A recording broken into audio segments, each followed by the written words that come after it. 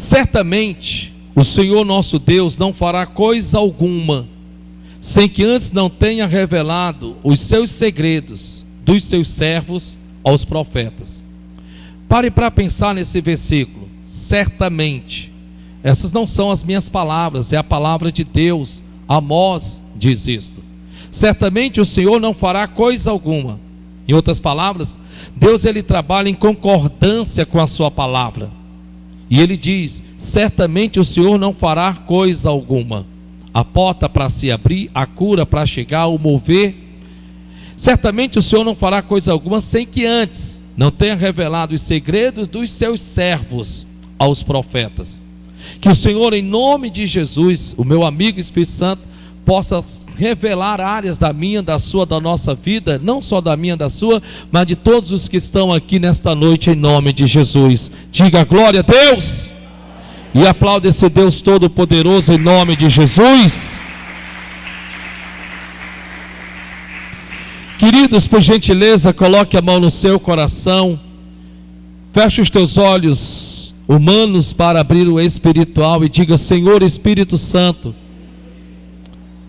por favor, me ajude para que eu possa emprestar a minha mente, o meu coração, a tua palavra. Usa o teu servo, usa-o, que ele não se preocupe em querer me agradar, mas que o Senhor use no que o Senhor vê que eu preciso mudar. Senhor Espírito Santo, usa-o, glorifica o teu nome, Senhor, nesta noite, em nome de Jesus. Faz a sua oração, Pai, em nome do Senhor Jesus. Meu Deus, repreende potestade, principados e todo levante do diabo. Senhor, nesta noite eu digo aos anjos do Senhor que venha desembainhar as suas espadas, que em nome de Jesus venha colocar por terra espíritos do sono, do cansaço, da fadiga, espírito da desatenção, que em nome do Senhor Jesus, meu Deus, que a tua palavra vá e encontre corações sedentos aqui nesta noite. Que o teu povo incline os seus ouvidos, assim como inclinou Samuel e disse: fala, Senhor, porque o teu servo te ouve. Então que seja assim, para a honra e glória do nome de Jesus. Por isso eu digo e ordeno aos anjos do Senhor que vá e amarre toda a desatenção, que amarre toda a obra e seta tardio e inflamado do diabo, em o nome de Jesus. E você que crê, diga amém. E aplauda Jesus então. Meus amados, nós estamos hoje, em nome do Senhor Jesus, encerrando o que nós estamos vivendo no mês de abril, para não ficarmos devedor no que discerne a palavra de Deus, no que Deus tem para nos ensinar-nos em nome do Senhor Jesus de Nazaré. Sabendo que nós vivemos o mês de fevereiro, o mês Espírito versus carne, onde nós fomos ensinados pelo Espírito Santo a andarmos em Espírito e não cumprir os desejos da carne. Logo depois nós adentramos o mês de março, onde nós aprendemos também pelo Espírito Santo de Deus a vivermos em santidade. Uma vez que, se nós andarmos em Espírito, somos filhos de Deus, como diz o livro de Gálatas, então a partir daquele momento passamos a andarmos em santidade, que é um padrão de Deus para todos nós. É um padrão de Deus, é a vontade de Deus para todos nós andarmos em santidade. Após então adentramos o mês de abril, e para a glória e louvor do nosso Deus, começamos a aprender e também a entender que é necessário verdadeiramente colocarmos a nossa vida sobre o altar de Deus. E nós estamos aprendendo sobre o conserto.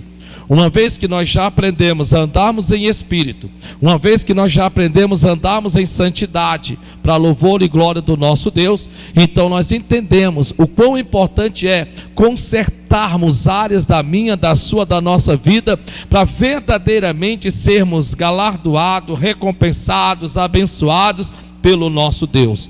Então nós estamos vivendo esse momento na presença do nosso Deus, e hoje nós vamos encerrarmos acerca deste assunto, para adentrarmos o mês de maio, que é o mês de Pentecoste, em nome de Jesus. Aqui no livro de 2 Crônicas, capítulo de número 20, no versículo de número 1, nós vamos recapitular algumas coisas e logo entrarmos em matéria nova.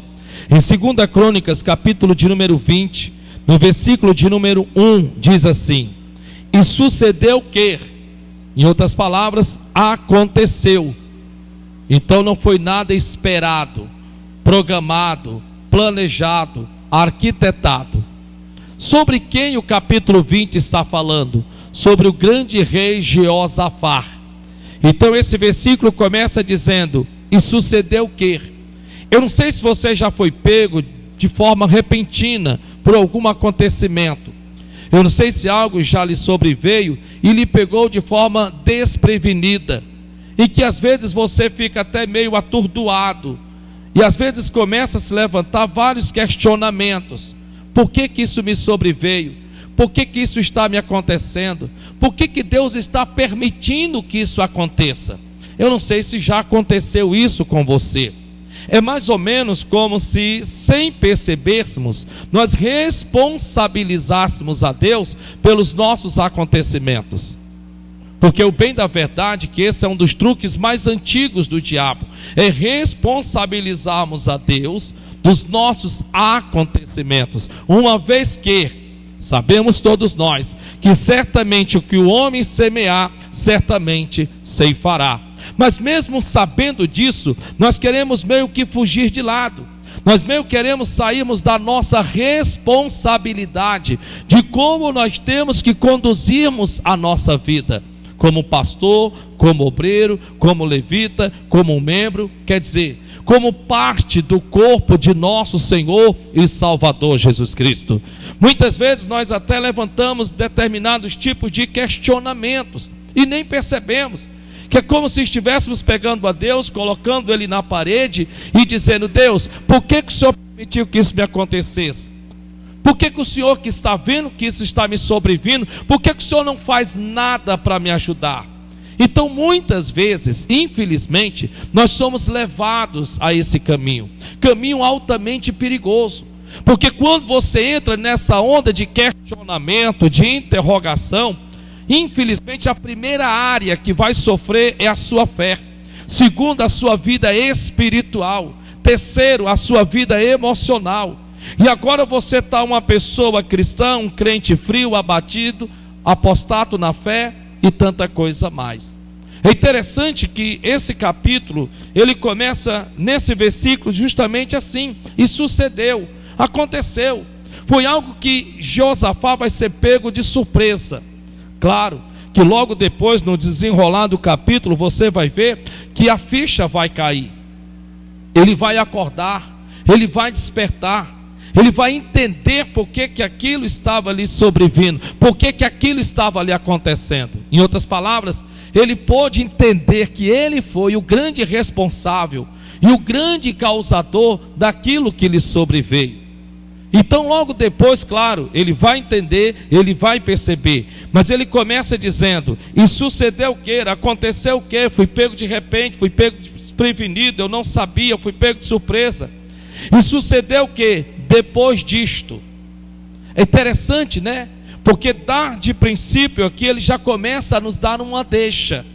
Ele já começa a dizer assim: ei pessoal, se um dia vocês forem ler sobre o que me sobreveio, para vocês não ficarem aí em interrogações, para vocês não ficarem naquele pensamento: mas como pode Jeosafá, rei de Judá, servo do Deus Altíssimo, isso lhe ter sobrevindo? Então, para não se levantar esse tipo de questionamento, então eu vou dizer para vocês que algo me sobreveio, mas não me sobreveio à toa, por acaso, me sobreveio depois disto. Por isso que é importante nós pararmos e nos perguntarmos: depois de quê? Porque ele está nos convidando a olharmos para o passado de Josafá. Ele está nos convidando a olharmos para o passado, não para desenterrarmos o passado, mas para averiguarmos a nossa vida. Foi o que levou Josafá a acordar, a despertar no capítulo de número 20. Por isso que ele começa dizendo: e sucedeu o que depois disto? Em outras palavras, Josafá está dizendo o seguinte: o que eu estou para viver, e o que eu vivi, e o que eu passei, é consequência de como eu estava vivendo, é consequência do que eu estava fazendo.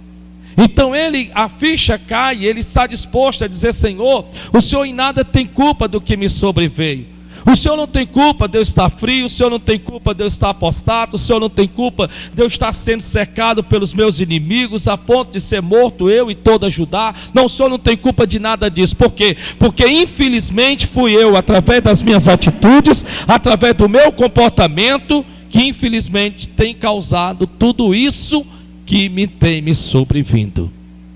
Então, é importante que nós atentamos para isso. Por quê? Porque não adianta eu continuar a leitura do capítulo 20. Ainda que eu traga aqui o capítulo 20 agora à tona para mim, para você e para nós, vai ficar um vazio muito grande. Porque nós vamos ver o que vai acontecer com Josafá sem saber o porquê, sem saber o motivo. Então, se nós descobrirmos o motivo, se nós entendermos por que ele disse depois disto, depois desses acontecimentos, depois dessas atitudes, depois de tudo isto, então se nós entendermos isso, nós podemos olharmos para a minha, para a tua, para a nossa vida, e olharmos um pouco para o ontem, para o antes de ontem, para o mês passado, talvez para os meses passados, e analisarmos como nós temos conduzido a nossa vida até aqui. E por que de repente nós podemos estarmos como estamos hoje, agora, nesse momento, e começarmos então a entendermos que temos a autorresponsabilidade pela nossa vida espiritual, que nós temos a autorresponsabilidade pelos nossos resultados. Sim, pode ser que no percurso alguns tentem colocar o pé para que tropeçamos e venhamos a cair. Pode ser que no percurso alguns venham até querer ser contrário, etc. Tudo bem, mas se nós estivermos convictos verdadeiramente no nosso coração, e verdadeiramente andarmos numa linha, e nesta linha não nos desviarmos nem para a direita e nem para a esquerda, não tem como o Senhor não nos abençoar. Então nós temos que darmos uma marcha ré. Então seria uma maldade, uma perversidade, uma crueldade dar continuidade na leitura do capítulo 20, porque algo vai acontecer com Josafá, mas vai acontecer depois disto, vai acontecer depois de algumas coisas que Josafá caiu a ficha e entendeu que se ele não tivesse feito aquilo que ele fez, o que está lhe sobrevindo não tinha acontecido. Então, para isso, rapidinho, nós vamos para o capítulo 17. Capítulo 17, porque aqui começa a história de Josafá, aqui começa a vida de Josafá, e diz assim, versículo de número 1: e Josafá, seu filho, filho de quem? Filho do rei Asa, e Josafá, seu filho, reinou em seu lugar. Então o rei Asa vem a falecer, vem a morrer, e o seu sucessor, que era Josafá, seu filho, agora assume no seu lugar. Até aqui tudo bem. E ele continua: e Josafá, seu filho, reinou em seu lugar, e fortificou-se contra Israel. É interessante que eu acabei de ler algo que eu fico, que meio que perdido. Por quê? Porque, espera ainda, quem era Israel? Todos nós sabemos que Israel era o povo escolhido de Deus. Quem é que não quer estar ao lado do povo escolhido de Deus? Quem é que não quer estar ao lado? Eu quero, todos nós queremos. Porém a Bíblia diz que Josafá, assim que assumiu o trono, o reino, a primeira coisa que ele fez foi fortificar-se contra, não foi a favor de Israel, foi contra Israel. Então a primeira coisa que ele fez foi estar longe, afastado de Israel. A pergunta é, por que Josafá fez isso? Simples, porque se você ler capítulos anteriores, você vai perceber que Israel, naquele momento, o povo não era uma boa companhia. Não era uma boa companhia. Por quê? Porque eles andavam segundo os Balaíns, andavam segundo outros deuses, não estavam mais professando fé em um único Deus. Em outras palavras, para Israel o pecado deixou de ser pecado. Agora, infelizmente, Josafá, quando assume o reino, o palácio, o trono, ele olha para ele mesmo e diz: espera ainda, este povo, ainda que sendo escolhido por Deus, para mim, nesse momento, não é uma boa companhia. Nós temos que entendermos que a Bíblia diz que nem todos os que dizem ser de Israel é israelita. Nós temos que entendermos que a Bíblia diz que há certas companhias que corrompem o bom costume. Veja que a primeira atitude de Josafá foi justamente essa: fortificar-se contra Israel, porque naquele momento Israel, para ele, Josafá, não era uma boa companhia. Segundo, versículo 2: e pôs soldados em todas as cidades fortificadas de Judá. A segunda coisa que Josafá vai fazer é colocar soldados em todas as cidades fortificadas de Judá. Hoje essas cidades representam áreas da nossa vida. Áreas da nossa vida. Veja que esses soldados hoje, para mim e para você, são os seres angelicais. No caso, são os anjos. É um erro muito grande que nós cristãos cometemos. Entenda que não tem como, meu amado irmão, não tem como nós combatemos o combate do mundo espiritual, se não acionarmos os anjos a nosso favor. A Bíblia Sagrada diz que ao Senhor nosso Deus disse no livro de Salmos, todo mundo lê, todo mundo sabe, que o anjo do Senhor nos guardaria em todo o caminho, para que não tropeçássemos em pedra alguma. Então, em outras palavras, nós já aprendemos que essas cidades são áreas específicas da minha, da tua, da nossa vida. Então, quando você ora, entende que os anjos do Senhor é um meio, uma forma, uma maneira única de você combater o seu bom combate no mundo espiritual. Você então os aciona. Você não os deixa com a espada na bainha, pelo contrário. Você vai na presença de Deus e você diz: Senhor, eu estou aqui indo para o trabalho, eu estou indo para o colégio, eu estou indo para a faculdade, eu estou indo para uma caminhada, eu estou indo, seja para onde quer que seja, e em nome do Senhor Jesus está escrito que acampa o anjo do Senhor ao lado do que o teme e o serve. Eu não estou só, há um anjo de Deus que me guarda, há um anjo de Deus que me protege, há um anjo de Deus que me defende, há um anjo de Deus que está comigo, e eu não temerei mal algum.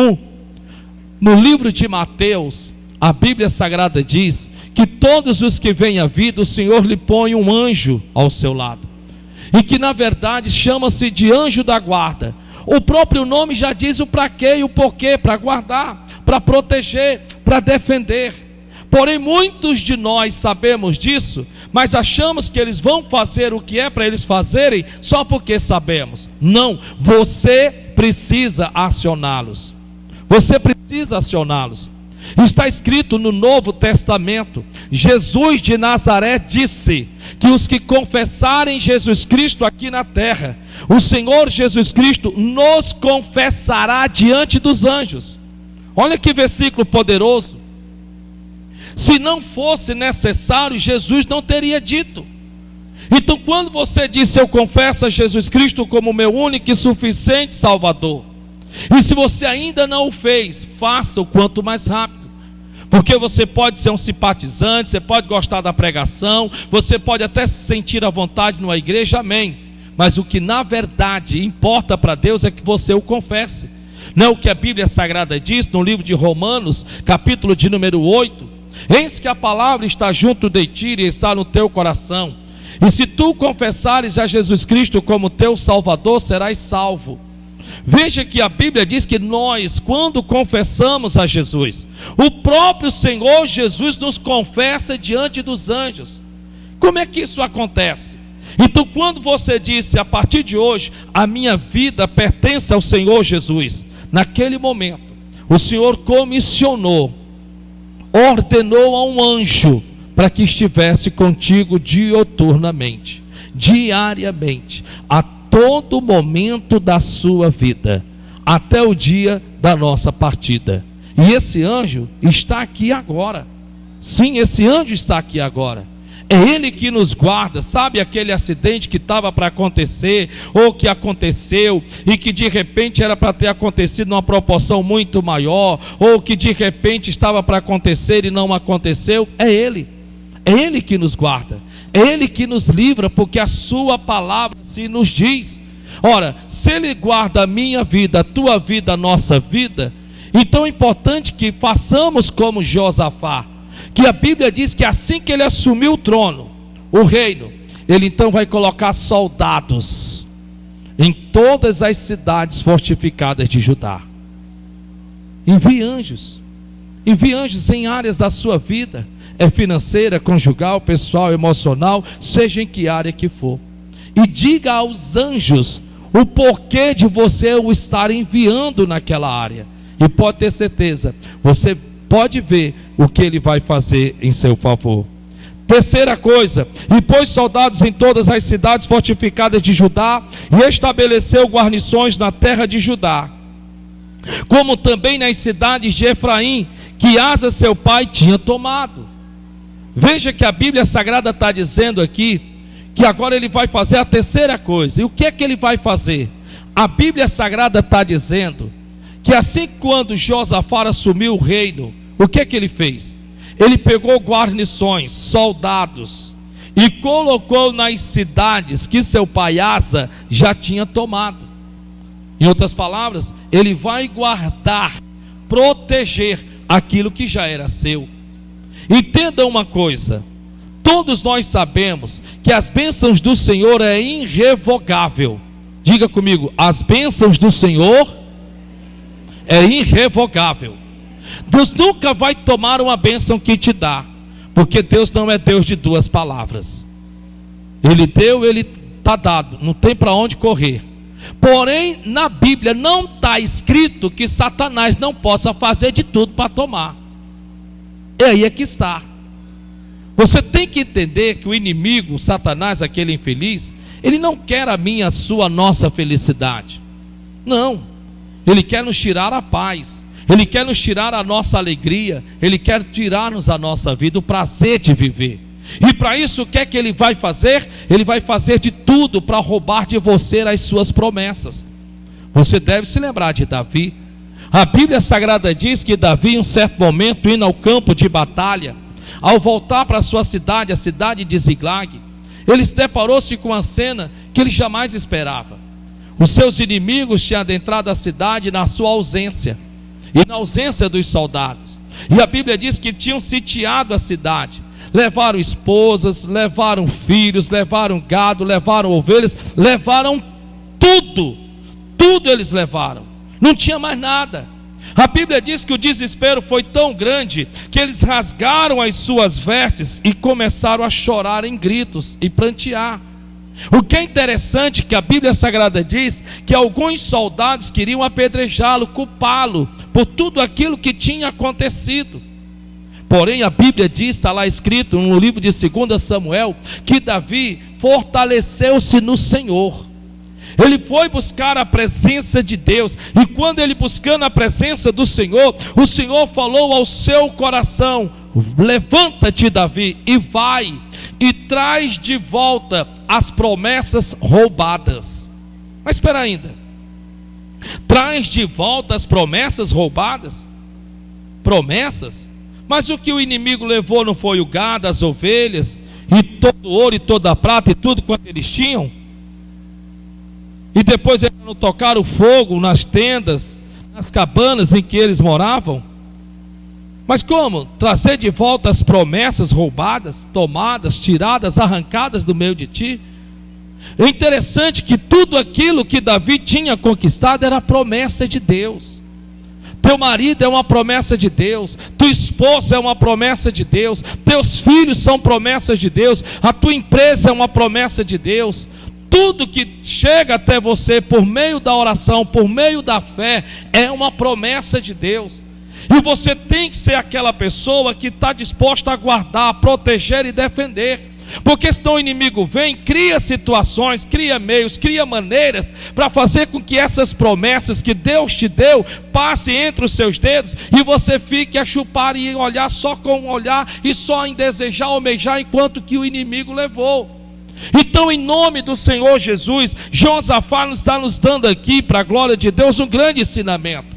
Ele está dizendo: espera aí, eu estou assumindo o palácio, eu estou assumindo um reino, e agora o que é que eu vou fazer? Primeiro, eu vou procurar andar ao lado de quem me coloca próximo de Deus e não me distancia de Deus. É isso mesmo. Segundo, vou colocar soldados em todas as cidades, em nosso caso, em todas as áreas da nossa vida. E terceiro, em nome de Jesus, eu vou proteger, guardar todas as promessas que já foram conquistadas pela fé que o meu Deus me deu. Então essas atitudes aqui de princípio vai agradar a Deus. Por quê? Porque no versículo 3 diz assim: e o Senhor era com Josafá. Só agora que a Bíblia vai dizer que Deus era com Josafá. Deus não chegou para Josafá orientando, aconselhando, como está fazendo conosco, não. Hoje nós vivemos no mar de rosa, meu irmão. Hoje nós temos aqui escrito. Hoje nós sabemos, é mais fácil. Nós temos aqui as orientações, os conselhos, os direcionamentos, através da palavra de Deus, através de pessoas que viveram e que nem sequer sabiam que os seus estilos de vida, maneira de vida, resultado, nos serviria no que é espiritual, humano, material, físico, emocional, familiar, como experiências para mim e para você. Então veja que agora o Senhor é que vai ser com Josafá. Mas primeiro ele tomou todas essas atitudes, porque andou nos primeiros caminhos de Davi, seu pai. Por quê? Porque andou nos primeiros caminhos de Davi, seu pai. Tudo bem. Você olha para mim e faz a seguinte pergunta: espera ainda, tem algo errado. Porque o Senhor no começo da mensagem disse que o pai de Josafá era o rei Asa. E agora a Bíblia está dizendo que o pai de Josafá é Davi? Que história é essa, pastor? Não estou entendendo esse negócio. Preste bem atenção. Isso daqui é uma matemática. 1 mais 1 é 2, não tem para onde correr. Todos nós seguimos modelos. Eu sigo, você segue, nós seguimos. Todos nós seguimos modelo. O meu primeiro pastor foi o pastor Carlos Salles, homem de oração e de eloquência na palavra. E eu olhava para aquele homem e eu sabia a vida dele de oração. Por exemplo, eu sabia que ele ia de madrugada para a igreja. Eu sabia que ele ia de madrugada para a igreja. Eu sabia até os dias que ele ia. Ele não ia todos os dias, mas ele tinha dias específicos que ele ia. E o que é que eu fazia? Deus sabe e me é testemunha. Eu inventava, e essa que é a palavra certa, eu inventava uma limpeza na sede naquela época. Eu mesmo me oferecia para limpar a sede. Então eu ficava de propósito. Eu falava com o pastor, que era o co-pastor, que eu ia limpar a igreja, e ali eu passava ali a noite limpando a igreja, varrendo, passando pano, lavando banheiro, passando lustramóveis sobre os bancos eram de madeira, limpando o altar, mas com uma única finalidade. Deus sabe a testemunha, que o pastor Carlos, quando chegasse na igreja, que ele fosse orar, eu ia para o pé da porta para ouvir, e Deus sabe a testemunha. Ele chegava, muitas vezes abria a porta de madrugada, olhava, ele sempre era muito fechado, ele só dizia: boa noite, irmão, tudo bom? Tudo bom, pastor. E ele seguia para o escritório. Quando ele começava a orar, Deus sabe, minha testemunha, porque eu queria saber de onde aquele homem tirava tanta fé. Eu queria saber de onde aquele homem tirava tanto entendimento da palavra, porque eu sabia que não era só ler. Eu sabia que existia algo que forrava tudo aquilo. E eu descobri que era a vida dele de oração. Então ele entrava no escritório, Ele colocava um fundo musical lá no computador, e ali ele começava a orar por volta de 3 horas, 3:30 da manhã. E eu sabia até os dias que ele ia orar na madrugada. E Deus sabe que eu me ajoelhava e ficava com o ouvido no pé da porta. Se é que porta tem pé agora. E eu ficava lá com o ouvido, ouvindo ele orar. Eu estava seguindo o modelo. Todos nós seguimos modelo. E para Josafá, Davi era para ele um dos mais importantes modelos de andar com Deus. Basta você ver recentemente, numa das Copas do Mundo, Ronaldinho, ele vai cortar o cabelo, o fenômeno vai cortar o cabelo. E ele corta o cabelo meio que de cabeça para baixo. Não bastou em uma semana, você o quê? Passava nas ruas, o que é que você via? Pessoas também com o mesmo corte de cabelo. A pergunta aqui que eu faço é a seguinte: que tipo de modelo você é dentro de casa? Pergunta para o irmão que está do seu lado: que tipo de modelo você é dentro de casa? Não, mas pode perguntar, vamos lá. Que tipo de modelo você é dentro de casa? Você é aquele modelo que inspira a fé? Olha para cá em nome de Jesus. Você é aquele modelo que inspira a fé? Você é aquele modelo que inspira confiança? Olha para cá. Você é aquele modelo em que os teus pais, quando olham para você... Vamos começar aqui pelo pastor. Vamos lá, pastor, pois não. Estou pregando para mim agora, porque tu que pregas a muito, não pregas a ti mesmo. Então já usei esse versículo. Então o versículo para mim é: tu que pregas a muitos, não pregas a ti mesmo. Então eu estou pregando para mim. Pastor, que tipo de modelo de fé você é dentro de casa? Bem, falar sem ter ninguém de dentro da minha casa para ouvir é muito fácil. Difícil é você falar vendo o seu filho na sua frente, porque aí ele vai saber se é ou se não é. Se eu estou falando a verdade, eu só estou mentindo. Então vamos lá, não é bom que o homem fale de si mesmo, a não ser que para dar testemunho da glória de Deus. Pronto, já lhe dei outro versículo. Então vamos aqui. Estou de frente do Davi, estou de frente do Samuel. Então que tipo de modelo de fé eu sou dentro de casa? Eu acredito e falo como fora de mim, que em nenhum momento, independente da circunstância, situação, adversidade, problema, eles me viram acuados. Me viram pelos cantos da parede, chorando, me lastimando, murmurando, ou eu estou mentindo? Em nenhum momento. Nem eles dois, e nem o Lucas, que reside lá em Fortaleza. Pelo contrário, eu entendo, biblicamente falando, em que nós, no caso o pastor, porque eu estou pregando aqui para mim, somos responsáveis verdadeiramente de sermos como a candeia, como diz no livro de Mateus, para iluminar a todos os da nossa casa. Vamos aqui, você obreiro, que tipo de modelo você é? Você que é casada, você que é casado, para o seu marido ou para a sua esposa, que tipo de modelo você é de fé para o seu marido?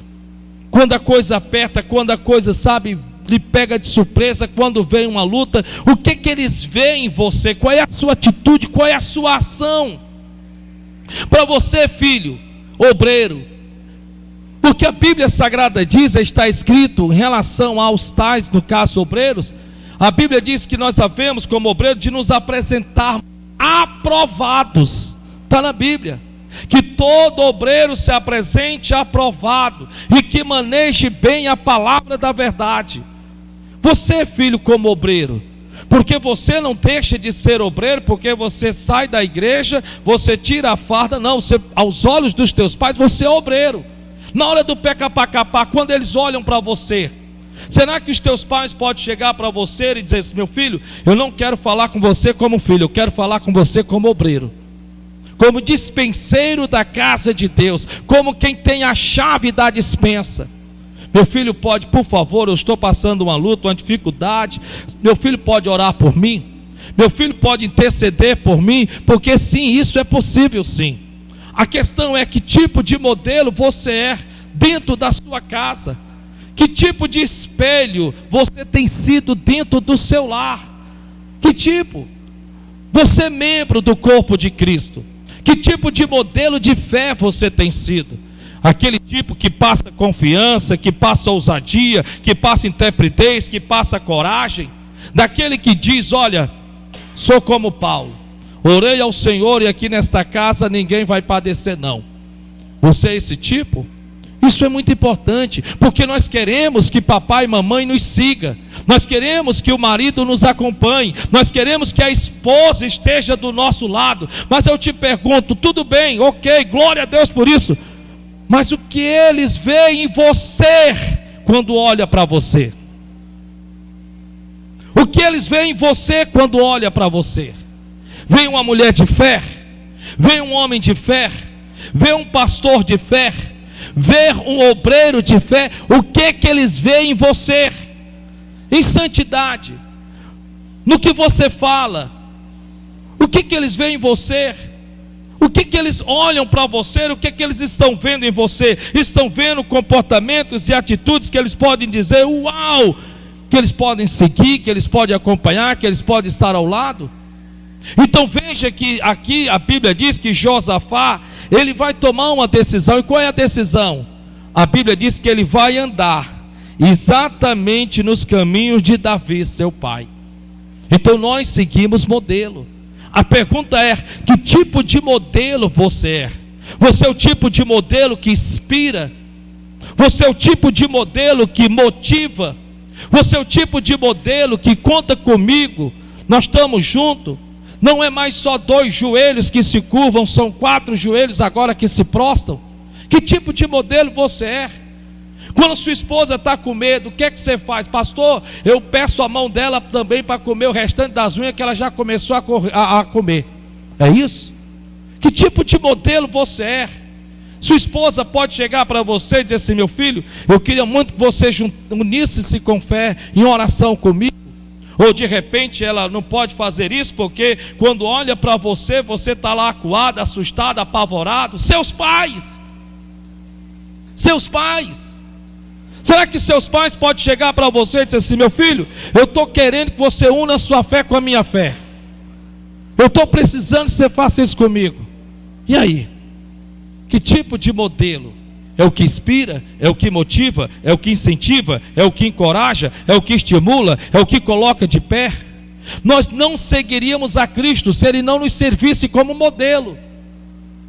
Nós não seguiríamos a Cristo se Ele não nos servisse de modelo. Não tem nem perigo.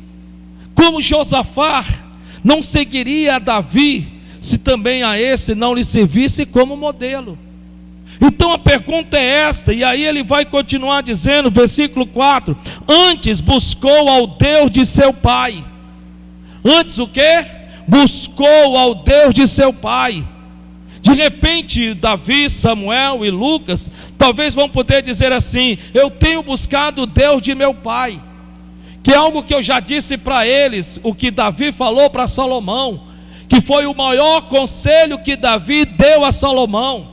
Salomão, meu filho, primeiro, ser homem. E ser homem não quer dizer vestir calça não, viu? É honrar as calças que veste. É aquele que diz que pega no pote e segura na rodia. Foi o primeiro conselho que Davi deu a Salomão. Salomão, meu filho, ser homem.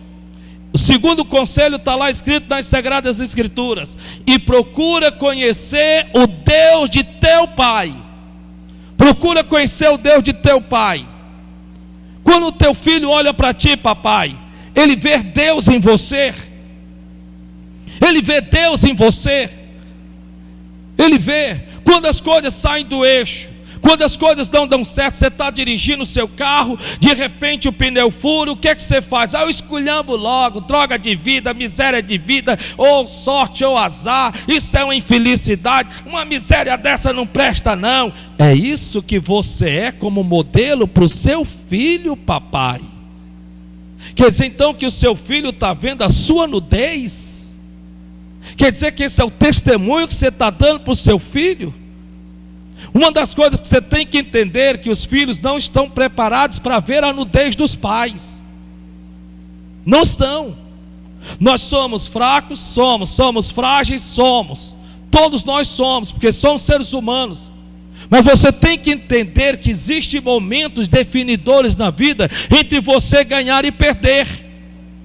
Então veja que, biblicamente falando, a Bíblia Sagrada está dizendo que Josafá vai buscar o Deus, mas o Deus de seu pai. Então ele tem na mente de um homem chamado Davi, um homem de oração, um homem que se colocava na presença de Deus, um homem que nos momentos difíceis da vida sabia entrar no lugar secreto e dizia: o Senhor é o meu refúgio, olha, eu me esconderei por debaixo das asas do Todo-Poderoso, do Onipotente, etc.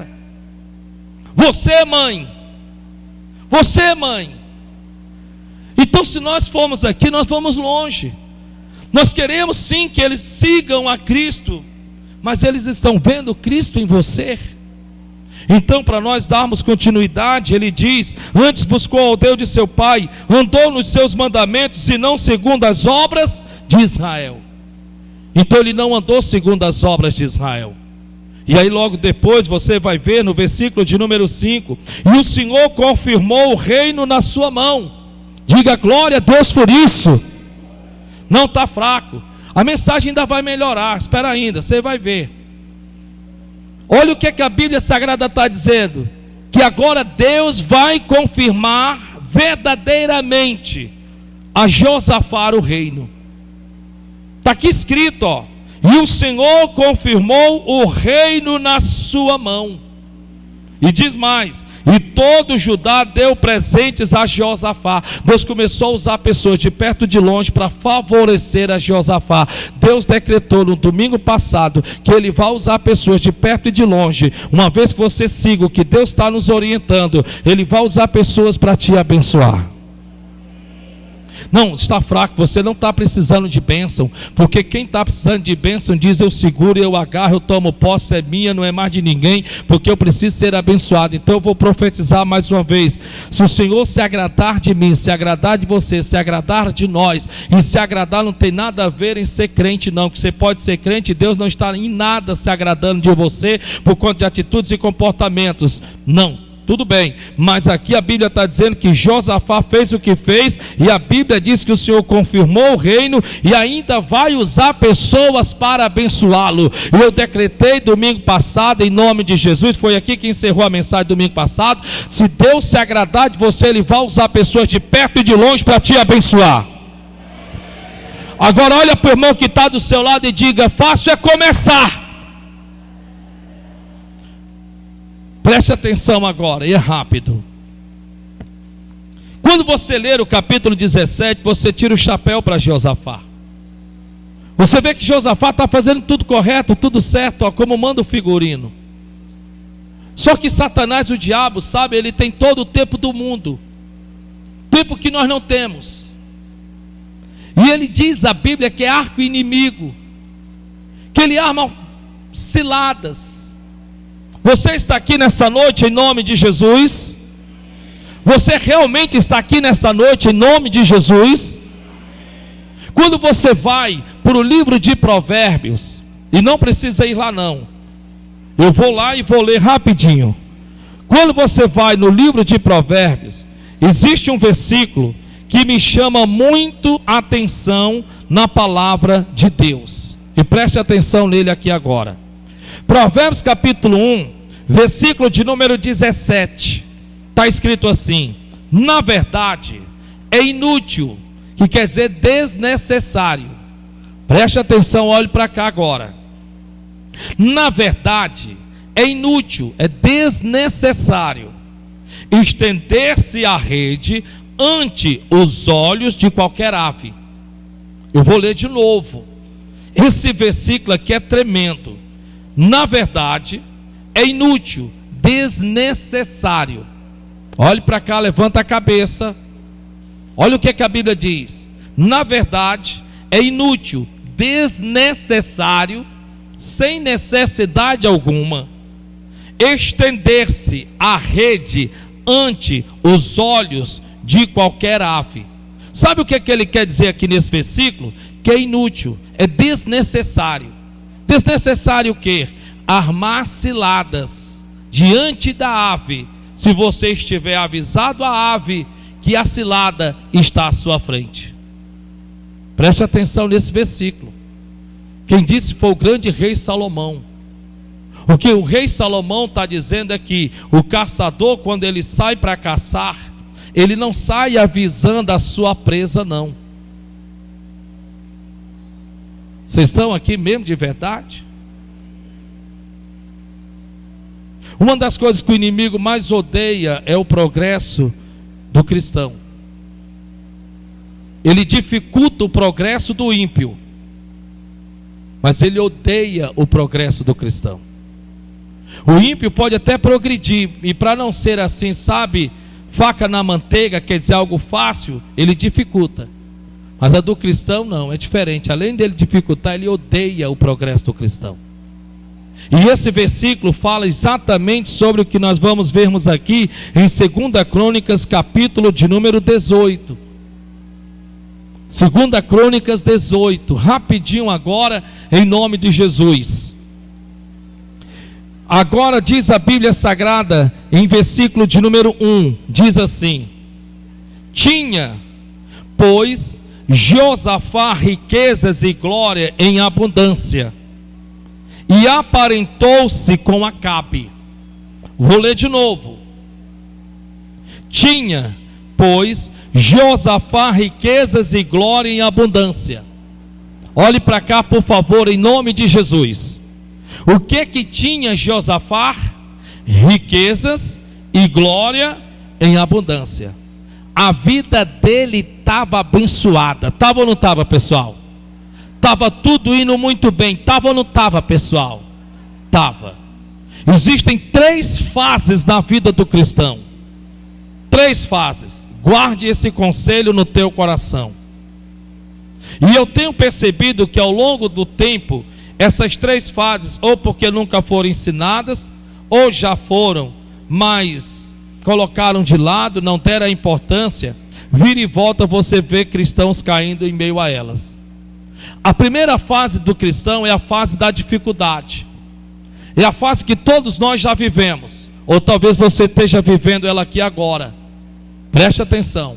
É aquela fase que você chega diante de Deus, na casa de Deus, quebrado, talvez desempregado, talvez sem um direcionamento, você não sabe nem o que fazer da vida, porque você vem de um recente fracasso. De repente você colocou, seja lá, algo em relação à sua vida financeira e quebrou, não deu em nada. Você está frustrado, você está abatido, você está para baixo, você já não acredita, você sabe, não tem norte nenhum na vida. De repente você chega com o seu casamento, e de repente você chega na área da saúde. De repente é aquela solidão, sabe, aquele vazio. Então essa é a primeira fase de todo cristão. É a fase das dificuldades. E você começa a ouvir Deus, e Deus começa a falar com você, e você começa a crer que tudo isso pode mudar. E começa a orar, vir para a igreja, você não falta culto, você está com um propósito diante de Deus, glória a Deus, e Deus vai e te abençoa. Deus abre a porta que você jamais imaginava que podia se abrir. Deus abre a porta. De repente Deus te coloca a pessoa na tua frente, a tua cara à metade. Bem, Deus faz o mover, Deus faz um agir. Era o casamento que estava prestes à separação, Deus vai lá e faz uma transformação. Era o filho que estava meio que de cabeça para baixo, Deus vai lá e coloca as mãos. Então Deus faz um mover. Essa fase, Satanás e o diabo anda a quilômetro de distância do crente. Escute. O diabo não é nem louco de passar perto do crente quando ele está nessa situação. Por quê? Porque ele é fogo puro, é fogo no altar. Ele ora, ele jejua, ele não vê o dia de chegar ao culto, chegar à reunião. Quarta-feira eu estou na igreja. Por que você vai para a igreja? Porque eu estou passando por um momento difícil, eu sei que Deus vai me abençoar, eu sei que Deus vai reverter o quadro. Ele está na sexta-feira, quer dizer, ele está na quarta pela família, ele está na sexta por libertação. Domingo é que ele não falta mesmo, porque ele quer ser cheio do Espírito Santo. O diabo passa quilômetros de distância. O diabo não quer nem conversa com esse cristão. Porém, todos nós sabemos que Deus é recompensador dos que o buscam. E aí Deus começa a abençoar, que é a segunda fase do cristão. Não é o que a Bíblia diz? Que Deus é galardoador daqueles que lhe buscam. Então as coisas começam a fluir na vida daquela pessoa. As coisas começam a dar certo. dinheiro começa a entrar, o filho começa a mudar, o marido também, a vida sentimental começa a se encaixar. Você está bem, você está feliz, você está conquistando o que você sempre desejou, almejou e quis. Eu não estou dizendo que não existe ausência de luta, porque luta ninguém nunca vai deixar de ter. Mas pelo que você lutava, pelo que você buscava, você conquista. Você tinha um foco, você tinha um direcionamento, você tinha uma meta. Então a segunda fase é a fase da bênção. Então de repente você vinha de pevete para casa, agora você sobe numa bicicleta, ou você sobe numa bis, ou numa mobilete, ou em cima de uma moto, ou até de carro, e você chega na igreja. Antes não, antes era mais difícil, era complicado, ou você vinha de busão, ou você tinha que esperar uma carona de alguém. Hoje não, você está bem, você está tranquilo. Glória a Deus por isso, louvado seja o nome do Senhor. Até porta de emprego Deus abriu para você. É nessa fase aí que muitos cristãos, ou por não lerem Bíblia, ou por não serem nunca ensinados, não sei, é nessa fase que eles esquecem. Enquanto que na luta, primeira fase, Deus está te ouvindo e te vendo. A segunda fase é diferente. Deus está só te observando. Então Deus, Ele observa. Vocês estão aqui? Deus só te observa. Deus vai te observar. Deus vai, deixa eu ver como é que eles vão lidar com o que eu tenho dado. Não estava querendo uma porta de emprego, eu te dei. Não é o que você queria? Pronto, eu abri a porta para você. Agora deixa eu ver, em que lugar você vai me colocar depois do emprego que eu te dei? Ou se você vai me pegar e pá, me dar um chute. Deixa eu ver. Ah, não era a tua cara metade que você queria? Pois está aí. Mas deixa eu ver se você vai logo passar a mão pelos pés. Deixa eu ver aqui, se você vai dar mais vazão à carne do que a mim, e deixar de andar em santidade e andar cumprindo as concupiscências da carne. Deixa eu ver. Deixa eu ver. Não é o que você queria, não era abrir o teu negócio, o teu comércio. Pronto. Deixa eu te dar um norte, deixa eu te dar um direcionamento. E aí você vai lá e consegue, e abre, a coisa começa a fluir. Então deixa eu ver agora. Porque antes que você não tinha, você tinha todo o tempo para mim. Mas deixa eu ver agora se você vai ter só a sobra para me dar. Deixa eu ver se vai ser só sobra. Porque me perdoe, essa fase, ou é porque nunca foram ensinados, muitos pecam nessa fase, muitos erram nessa fase. Deus dá, Deus abençoa, Deus tem a galardoar, Deus tem a recompensar, Deus tem a abrir a porta, Deus tem a largar a fronteira, Deus tem feito tudo, mas aí Ele observa. Deixa eu ver aqui agora. Deixa eu ver como é que vai lidar com o que eu dei. Deixa eu ver se vão ser fiel a mim, se vão me servir mesmo, se vão me dar glórias verdadeiramente, se o que eu dei vão aproximá-lo mais de mim ou se vão distanciá-los de mim. Deixa eu ver. A Bíblia diz que as bênçãos do Senhor nunca foi para nos distanciarmos dele. Deus não nos dá um emprego para que estejamos tão cansados ao ponto de não podermos nem servi-lo. Deus não nos coloca numa faculdade ao ponto de que agora a gente tenha tanto de que se matar para estudar, que a gente não sequer tenha tempo de orar. Não. Não. Tudo é questão de decisão. Tudo é questão, sabe, de em que lugar você tem colocado Deus na tua vida. Que lugar Deus realmente está na tua vida. Se Deus realmente é o que você diz que Ele é para você, então por que você tem tratado Ele do jeito que você o tem tratado? Por que hoje mais importante é para você colocar pessoas, coisas à frente dEle, que foi Ele quem te abençoou? Porque se não fosse Ele que te abençoou, pode ter certeza, você teria conquistado, ganho, quando você estava lá fora, sem Ele. E se você conquistou depois que você começou a servi-lo, então a prova real de que você não iria conseguir sozinho é que você só conseguiu depois que ele entrou na tua vida. Não foi bom Deus ter livrado o teu marido do laço do passarinheiro? Não foi bom que Deus verdadeiramente não tivesse livrado a tua esposa, o teu filho, a tua filha? Ah, pastor, foi ótimo, foi maravilhoso, olha, amém. Mas aí eu te faço uma pergunta: e o que é que você tem feito em relação a isto?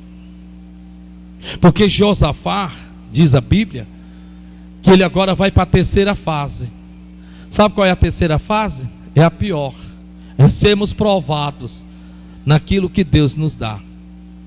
Essa é uma fase dos infernos. Por quê? Porque nós, sem percebermos, nós mesmos somos convidados, sem percebermos, a priorizarmos mais coisas do que a Deus, as ocupações mais do que o Senhor. Será que não tem sido assim? Só que interessante, né? Porque o inimigo, para nós terminarmos aqui, ele sabe que para isso acontecer ele tem que criar envolvimento, situações. E o que a Bíblia diz aqui? Tinha, pois, Josafá riquezas e glória em abundância, e aparentou-se com Acabe. Diga para o seu irmão, diga: aparentou-se com Acabe. Não, você não está entendendo. Diga mais uma vez: aparentou-se com Acabe. Não, está fraco. Crê em Deus Pai Todo-Poderoso. Não sei se a mensagem está sendo ruim demais, mas eu acho que dá para botar mais força. Diga: aparentou-se com Acabe. Você sabe o que quer dizer isso? Quer dizer o seguinte: aquele que no primeiro versículo disse que fortificou-se contra Israel, agora infelizmente ele vai começar a desfazer tudo aquilo que ele fez.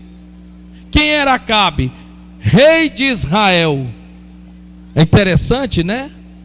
Olha como é interessante, porque nós temos que termos o cuidado, eu sempre digo e continuo dizendo, nós temos que termos o cuidado em querermos jogarmos pedra no telhado alheio, porque nós esquecemos que o nosso é de vidro. Nós temos que termos o cuidado. Antes de você falar do filho de quem quer que seja, você tem filhos?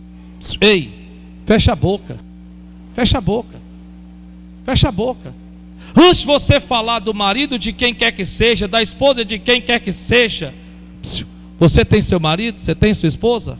Fecha a boca. Antes de você falar de quem quer que seja a pessoa qual for, que esteja fazendo ou deixando de fazer, se policie, vigie. Porque a Bíblia Sagrada diz que no começo nós lemos aqui que Josafá se fortificou-se contra Israel, e agora ele vai desfazer, ele vai fazer exatamente aquilo que no começo da sua caminhada ele viu que não era certo. Ele vai agora se aparentar a Acabe. E para terminar, o pior é que diz a Bíblia: e depois de alguns anos desceu, diga desceu ele para Acabe em Samaria, e Acabe matou ovelhas e bois em abundância para ele e para o povo que vinha com ele, e o persuadiu. Olha a Bíblia. E o persuadiu a subir com ele a Ramote de Gileade. Ah, se você entendesse o que o meu amigo está tentando te ensinar. Eu conheço uma pessoa que eu ensinei isso daqui de forma mais detalhada, porque o tempo não dá. Ele chegou a desobedecer e teve um prejuízo só de 2.200.000 reais. Só. E que depois ele chegou para mim e me disse: ah, se eu tivesse lhe dado ouvido, profeta.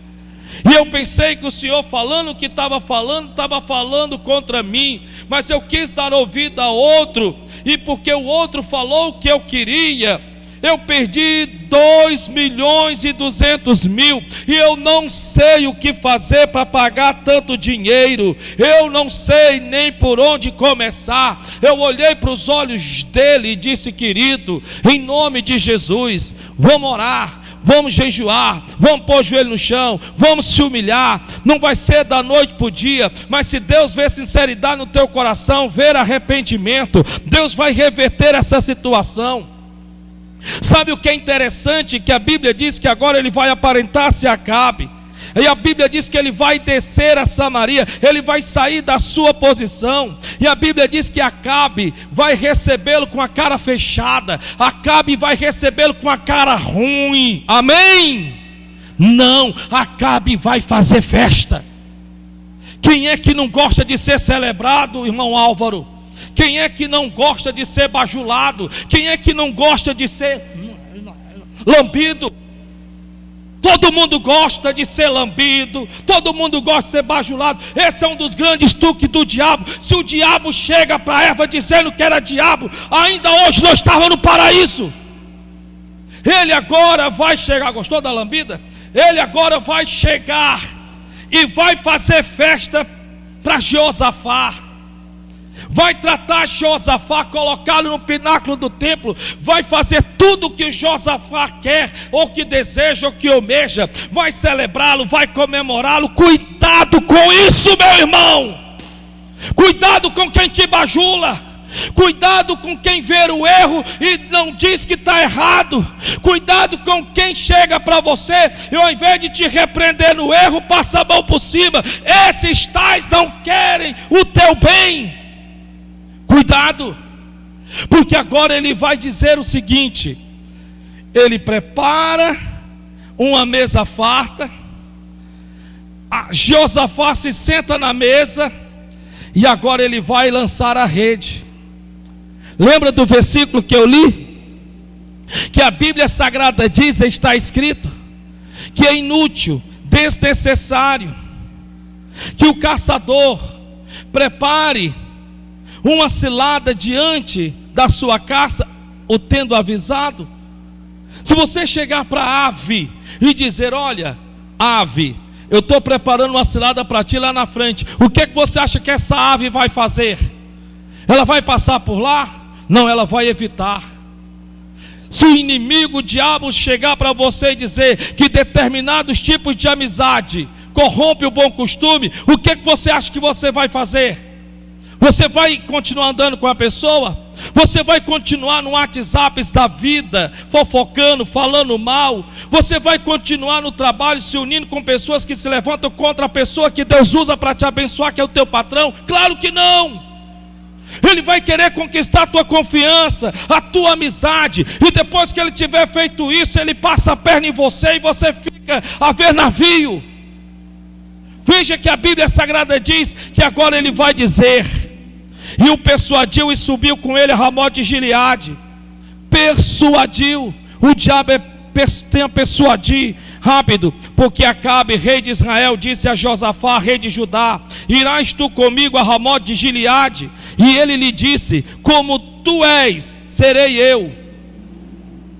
Olha o que é que ele diz: como tu és, serei eu, e o meu povo como teu povo, iremos contigo à guerra. Eu vou terminar, mas é porque não tem mais tempo de eu te ensinar o que tem depois disso daqui, meu irmão, que até de você dizer: Deus tem misericórdia, abre a luz do meu entendimento. Olha o que é que Josafá diz, porque é isso que acontece no mundo espiritual. Olha o que é que a Bíblia diz, o que é que Josafá fala para o rei Acabe. Ele diz, e lhe disse: como tu és, serei eu. Você se torna igual à pessoa. Não sei o que estou dizendo, está escrito na Bíblia ou não está, irmão Jerônimo? Você se torna igual à pessoa. Se você andar com uma pessoa, meu amado irmão, um homem de fé, não tem como você não ser contagiado por fé. Não tem como. Você se torna igual, parecido ou semelhante. Mas se você, minha irmã, anda ao lado de uma pessoa que é cheia de medo, não tem como logo, se você não vigiar, você também não está sendo tomada pelo medo. Na verdade, querendo ou não, nos tornamos igual ou semelhante, ou pior do que a pessoa. Ou pior do que a pessoa. Se você andar ao lado de pessoas que gostam de ver pornografia, daqui a pouco, meu irmão, você vai estar andando no mesmo caminho. Se você andar ao lado de pessoas que falam mal do próximo, daqui a pouco você vai estar igual ou pior, porque está escrito na Bíblia: como tu és, serei eu, e o meu povo como o teu povo. O pior que não fica só em você, envolve a todos os da tua casa, envolve a todos os da tua família. E às vezes o pau está quebrando dentro da sua casa, e a única pessoa que não está sofrendo é você, e você fica e não entende o porquê, a razão e o motivo. E ele está dizendo: olha, vai ser exatamente assim, eu vou ser exatamente como tu, e o meu povo como o teu povo, iremos contigo à guerra. Olhe para mim, para os meus olhos azuis. Foi Deus que o chamou para aquela guerra. Foi Deus que o chamou para aquela guerra. Vocês estão entendendo, irmãos, a mensagem? Sim ou não? Foi Deus que o chamou para aquela guerra. Então o que é que ele tinha a ver com ela? Nada. Se Deus não te chamou para se meter na vida de quem lá que seja quem for, se Deus não te chamou para ir à guerra em favor de seja lá quem for, não se mete, porque se você se meter, você vai sofrer. A Bíblia diz que aquele que se intromete em questão alheia é como pegar o cão pelas orelhas, e a Bíblia diz: vai levar a mordida. Vigia. Vigia. Se a pessoa tem algo, sabe, quer seja na sua família, se você se meter numa batalha, numa guerra que não é tua, você vai, infelizmente, sofrer por isso. Vai respingar em você. E para piorar as coisas, a Bíblia diz: disse mais Josafá ao rei de Israel: peço-te, consulta hoje a palavra do Senhor. Sabe quando você tem aquela dúvidazinha no coração? Era Josafá. Então o rei de Israel reuniu os profetas, 400 homens, diga 400 homens. 400 homens, e disse-lhes: iremos à guerra contra Ramó de Gileade, ou deixarei de ir? E eles disseram: sobe, porque Deus a entregará na mão do rei. Então agora Josafá chega para Acabe e diz: ei, tem aqui algum profeta, homem de Deus, a quem podemos consultar? E vem 400 homens e diz exatamente essas palavras: sobe e vai, porque o Senhor te dará vitória. O Senhor vai te dar vitória. 400 homens profetizando isto. 400 homens. E aí no versículo seguinte, a Bíblia Sagrada diz, versículo 5: então o rei de Israel reuniu os profetas, 400 homens, e disse-lhes: iremos à guerra contra Ramó de Gileade. E eles disseram: sobe, porque Deus a entregará na mão do rei. Versículo 6: disse porém Josafá: não há ainda aqui algum profeta do Senhor para que o consultemos? 400 não era suficiente não, meu irmão. Você tem 400 profetas, homens de Deus, e ele ainda vai dizer assim: não, espera ainda, não tem só mais um não? Não tem só mais um que de repente possa falar a parte de Deus para mim, para nós? Então o rei, e agora eu encerro, então o rei de Israel disse a Josafá: ainda há um homem por quem podemos consultar ao Senhor, porque eu amo. Está escrito aí na sua Bíblia isso? O que está escrito aí? Porque o quê? Porque eu o odeio. Escute, olha o que ele diz: porque eu o odeio. Talvez quando Acabe disse isso, deve ter arranjou até os dentes. Como pode um homem odiar um profeta de Deus? Como pode? E depois você pode ler que a Bíblia vai dizer o porquê. E ele diz: porque eu odeio, porque nunca profetiza de mim o que é bom, senão sempre o mal, isso aos olhos dele. E Micaias, filho de Elá. E disse Josafá: não fale o rei assim. E eu vou fechar, senão vai continuar. Não fale o rei assim. Olha o que foi que Josafá fez a Acabe. Quando Acabe começou a matar na língua o profeta Micaias, ele disse: ei, não faça isso não. Não fale dele não. Não diga isso não. Não digas o rei assim. Veja que nem Micaias estava presente. Porém Jeosafá estava ali dizendo a Acabe: não fale mal do homem de Deus, não. Porque Jeosafá sabe o peso que é falar do homem de Deus. Micaias sabe que Jeosafá sabe que a coisa não vai ficar bem. E depois, quando você continua a leitura, Micaias é apresentado diante do rei Acabe e Jeosafá. E quando Micaias chega lá, olha para cá, ele diz assim, dá até vontade de rir, irmão, da arrumação. Ele olha para ele e diz assim, olha o que é que ele diz: assim diz o Senhor, Deus vai te dar vitória, rei Acabe. Ele disse o que ele queria ouvir. Sabe o que foi que Acabe fez? Acabe ficou com tanta raiva que Acabe pegou e disse assim: está vendo como ele só fala mal a meu respeito? Mas espera ainda, que mal houve em um profeta dizer que Deus daria vitória a Acabe? Na verdade, Acabe sabia que não era o Senhor que estava usando. Até que a Bíblia diz que Acabe diz assim: conjuro-te por Deus, está escrito, depois você pode ler, conjuro-te por Deus, que fales o que Deus te mandou falar.